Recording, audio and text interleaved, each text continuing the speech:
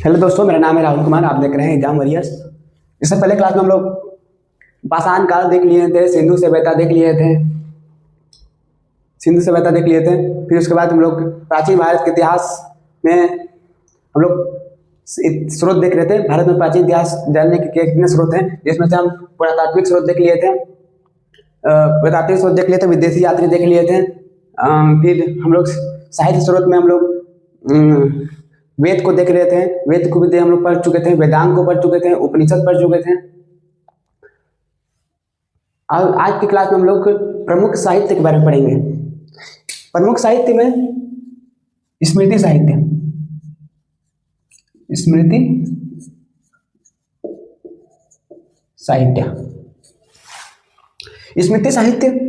इसमें प्राचीन राजवंशों के बारे में जानकारी मिलती है।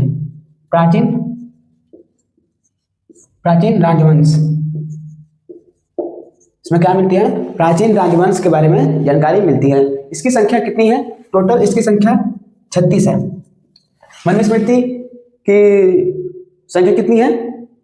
36 है, जिसमें से सबसे प्रमुख क्या है?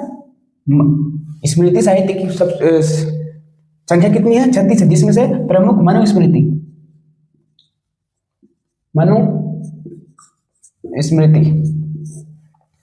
दूसरा याज्ञवल्क्य स्मृति।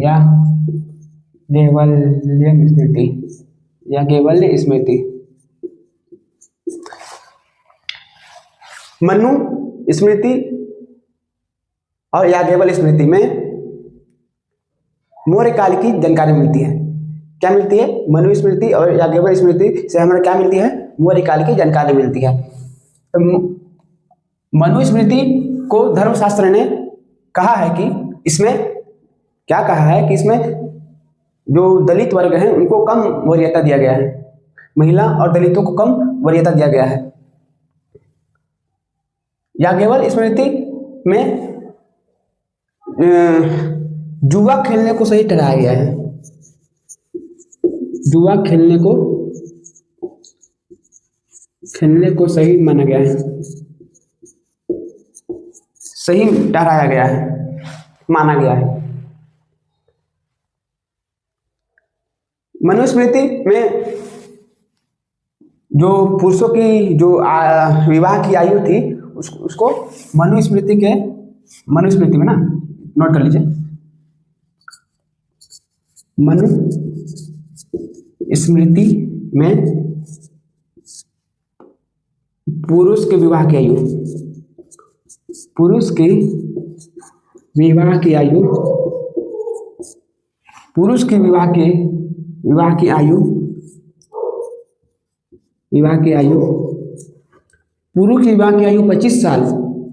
25 वर्ष और महिला और लड़की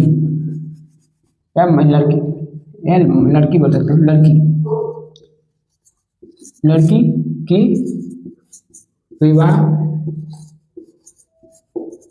विवाह की आयु 12 वर्ष लिखा हुआ है। मतलब कितना साल का गैप हो गया? 8 इधर 8 इधर 5, 8 5 13 वर्ष का गैप हो गया। मतलब उस समय लड़की का आयु 13 वर्ष का गैप में ही, इतना कम उम्र में ही क्या कर देते थे? शादी कर देते थे।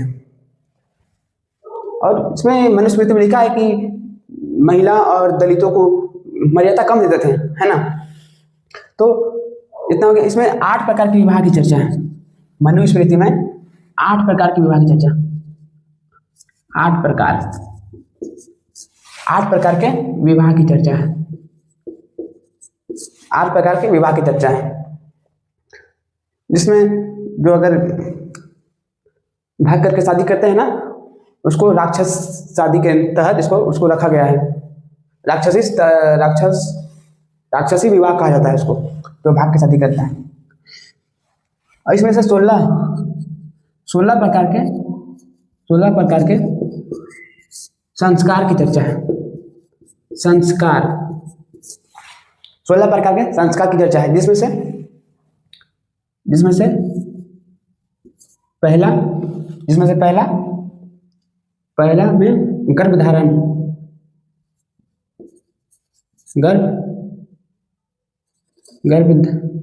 गर्भधारण पहला संस्कार है। अब अंतिम संस्कार 16वां संस्कार दाह संस्कार।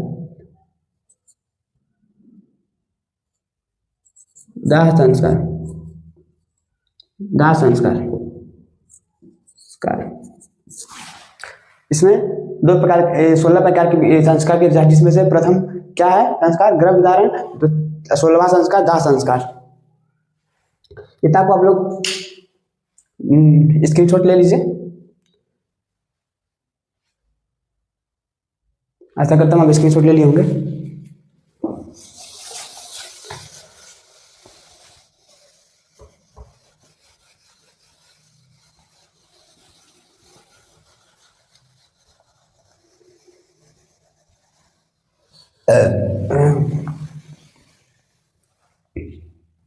इसमें अब 3 प्रकार के ऋण की चर्चा भी है। 3 प्रकार के ऋण, हम पे जो ऋण है, 3 प्रकार के ऋण, हम लोग पास जो कर्जा है ना, उस ऋण ना ऋण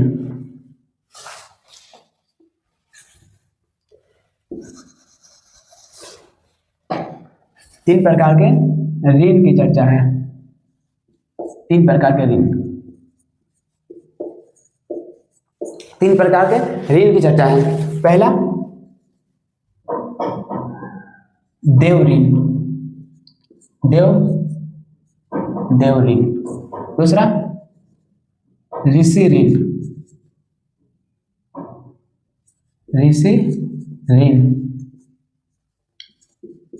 तीसरा पितृ ऋण, ऋण। 3 प्रकार की क्या चर्चा है, ऋण की चर्चा है। देव ऋण को कहा गया है कैसे चुकाया जा सकता है, पूजा पाठ कर पूजा पाठ करके। ऋषि ऋण को कैसे चुका सकता है, बच्चों को शिक्षा देकर,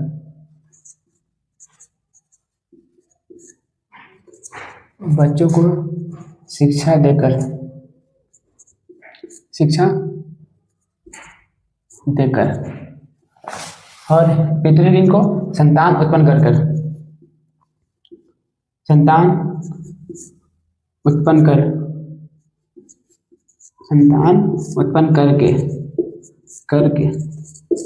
कहा गया है कि देव ऋण को आप पूजा पाठ करके आप इसको चुका सकते हैं, छुटकारा पा सकते हैं। ऋषि ऋण को बच्चों को शिक्षा देकर आप इस ऋण को चुका सकते हैं। पितृ ऋण संतान उत्पन्न करके आप इसको क्या कर सकते हैं, इस ऋण को चुका सकते हैं। अब क्या, अब ऋषि ऋण हो गया, ऋण हो गया। अब 4 प्रकार के पुरुषार्थ की चर्चा है। पुरुषार्थ कितने प्रकार के, 4 प्रकार। पुरुषार्थ का क्या मतलब होता है, पुरुष और अर्थ का मतलब क्या होता है, उद्देश्य। मतलब पुरुष का उद्देश्य क्या है, पुरुष को सही ढंग से जीवन जीने के लिए 4 उपाय बताए गए हैं। पुरुष को अच्छी तरह से जीवन को यापन करने के लिए 4 उपाय बताए गए हैं। पहला धर्म, दूसरा अर्थ, तीसरा धर्म, अर्थ, काम, चौथा मोक्ष। 4 उपाय बताए हैं। धर्म का मतलब क्या होता है, क्या उद्देश्य इसका, धर्म पुरुष का क्या उद्देश्य धर्म से, मतलब धर्म का मतलब कि धार्मिक नियम कानून को क्या करना है, अपनाना है। जैसे सच बोलना है ना, झूठ नहीं बोलना है, न्याय करना है, न्याय की बात करना है, दूसरों की मदद करना है। धार्मिक, इसमें क्या होगा, धार्मिक नियम कानून को बनाना, मानना, धार्मिक व्यवस्था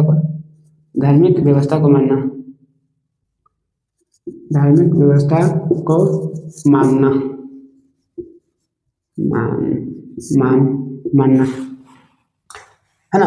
अब अर्थ का मतलब आर्थिक संसाधन, आर्थिक संसाधन, आर्थिक संसाधन, संसाधन। आर्थिक संसाधन का मतलब होता है कि अपने जो अच्छे तरह से जीवन जीने के लिए आर्थिक संसाधन का भी होना बहुत जरूरी है। क्योंकि आर्थिक संसाधन कहें मतलब कि आप क्या कि नौकरी कीजिए, संपत्ति का, है ना, संपत्ति अर्जित कीजिए, उसको कहा गया है आर्थिक संसाधन में। काम, काम का मतलब अपने सुख दुख के लिए क्या करना है, आनंद के लिए, आनंद प्राप्ति करना, अपने सुख दुख के लिए आनंद जो जिससे प्राप्त हो गए उसे करने के लिए क्या कहा गया है, आनंद प्राप्त जिसे कर सकते हैं आप, है ना। इसमें कहा गया है सुख, सुख प्राप्ति, सुख सुख और आनंद प्राप्त करना, आनंद, आनंद प्राप्त करना, आनंद प्राप्त करना। मोक्ष मतलब क्या है, मतलब कि जीवन और मृत्यु से क्या करना, मोक्ष, मोक्ष प्राप्ति करना, है ना। मोक्ष का मतलब क्या होता है, जीवन और मृत्यु से मोक्ष प्राप्ति करना। इतना को क्या आज हम लोग, इसके आगे हम लोग इसको स्क्रीनशॉट ले लीजिए।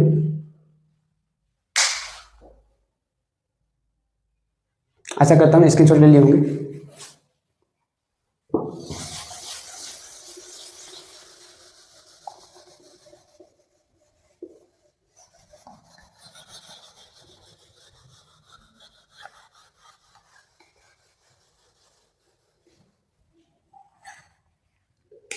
आगे हम लोग महाकाव्य देखेंगे। महाकाव्य, महाकाव्य में हम लोग दो महाकाव्य देखने वाले हैं। पहला महाकाव्य, महाकाव्य की संख्या कितनी है, महाकाव्य की संख्या है 2, महाकाव्य के 2 है, महाकाव्य की संख्या कितनी, 2 है। जिसमें से प्रथम देखने वाले हैं रामायण, रामायण, दूसरा महाभारत, महाभारत। अगर हम रामायण की बात करें, अगर हम रामायण की बात करें,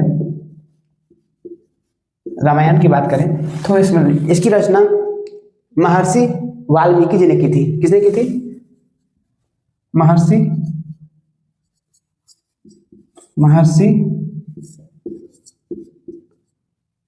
वाल्मीकि जी ने।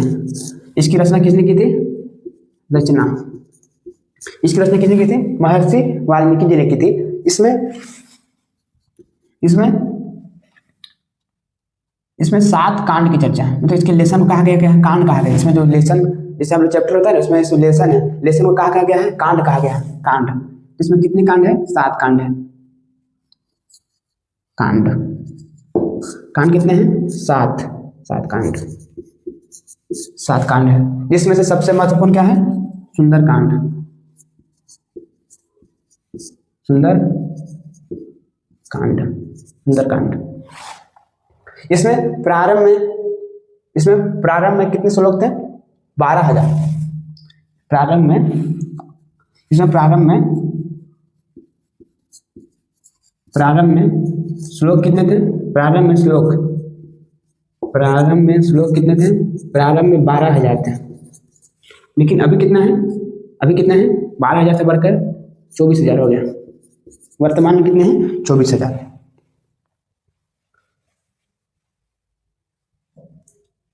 इतना समझ गए। अब आते हैं हम लोग महाभारत में। दूसरा क्या है हम लोग का,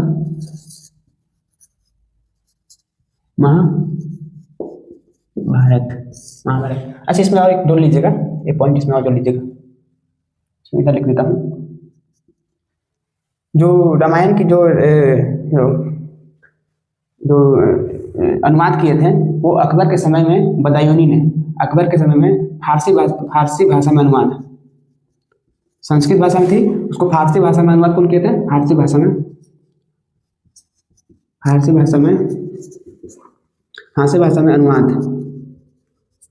अनुवाद अकबर के समय में, अकबर के समय में, अकबर के समय में बदायूनी ने बदायूनी ने क्या किया था, इसका अनुवाद किया था फारसी में। इसको आप ऐड कर लीजिएगा। अब आते हैं हम लोग महाभारत में। महाभारत सबसे बड़ी पुस्तक है। क्या है ये? सबसे बड़ी पुस्तक, विश्व की सबसे बड़ी पुस्तक, विश्व की सबसे बड़ी पुस्तक, सबसे बड़ी पुस्तक, सबसे बड़ी पुस्तक, विश्व की सबसे बड़ी क्या है? पुस्तक महाभारत। इसकी रचना वेद व्यास ने की थी। वेद व्यास। अगर नाम आपको याद नहीं हो रहा है तो ऐसे याद कीजिएगा, है ना। वेद व्यास नाम याद करने के लिए बता दे रहा हूँ। जैसे कि ये है मेरा पृथ्वी, है ना। पृथ्वी पर सबसे लंबी लाइन क्या होती है? व्यास। इसको क्या बोलते हैं? व्यास। तो सबसे बड़ी लाइन पृथ्वी में क्या है? व्यास। अब पृथ्वी में सबसे बड़ी पुस्तक महाभारत। ऐसे याद करेगा, ऐसे याद कर लीजिएगा। पृथ्वी में सबसे बड़ी पुस्तक महाभारत और सबसे बड़ा लाइन व्यास, है ना। वेद व्यास से आप याद कर लीजिएगा। इसको प्रारंभ में जय संहिता, इसकी पुस्तक जो अभी महाभारत है ना, तो पहले इसका नाम क्या था? जय संहिता, जय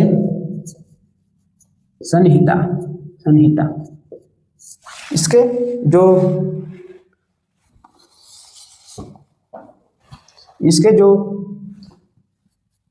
जो लेसन है उसको पर्व कहा गया। इसके लेसन को कहा गया पर्व। इसके लेसन को पर्व। कितने टोटल कितने पर्व हैं? 18 पर्व हैं। 18 पर्व, है ना। इसमें से सबसे महत्वपूर्ण कौन सा है?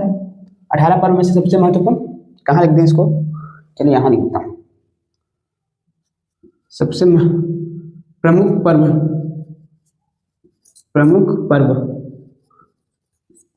भीष्म पर्व। भीष्म पर्व, इसी का ही नाम है क्या? इसको शॉर्टकट में क्या बोलते हैं? भागवत गीता। क्या बोलते हैं? भागवत